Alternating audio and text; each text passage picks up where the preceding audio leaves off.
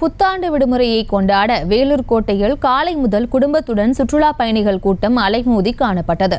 இது குறித்த மேலும் விவரங்களை எமது செய்தியாளர் முரளி வழங்கிட கேட்கலாம். முரளி, வணக்கம். மேலும் விவரம்.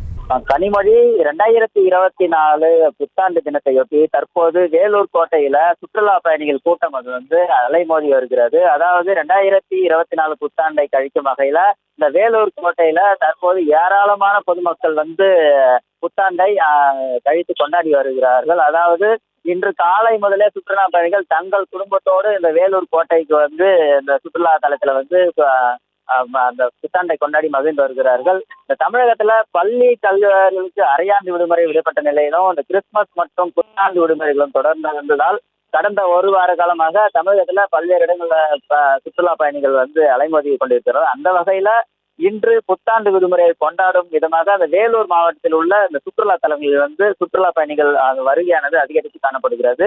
குறிப்பாக வேலூர் கோட்டையில இன்று அதிகாலை முதலே சுற்றுலா பயணிகள் தங்கள் குடும்பத்தோடு சுற்றி பார்த்து மகிழ்ந்து வருகிறார்கள். சுற்றுலா பயணிகளின் வருகையை தொடர்ந்து அந்த பகுதிகளில் தற்காலிக கடைகள் அமைந்து போட்டிருக்கிறது. அதே போல் வேலூர் கோட்டையில் உள்ள இந்த ஜலகண்டேஸ்வரர் கோயிலில் தற்போது அதை பொதுமக்கள் சாமி தரிசனம் செய்து வழிபட்டனர். மேலும் இந்த அசம்பாவிதங்கள் ஏதும் நடக்காமல் இருக்க அந்த போலீசார் பாதுகாப்பு பணியில் ஈடுபட்டிருக்கிறார்கள்.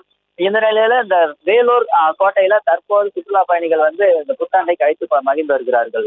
கனிமொழி, செய்திகளை உடனுக்குடனும் துல்லியமாகவும் தெரிந்து கொள்ள சப்ஸ்கிரைப் பண்ணுங்க.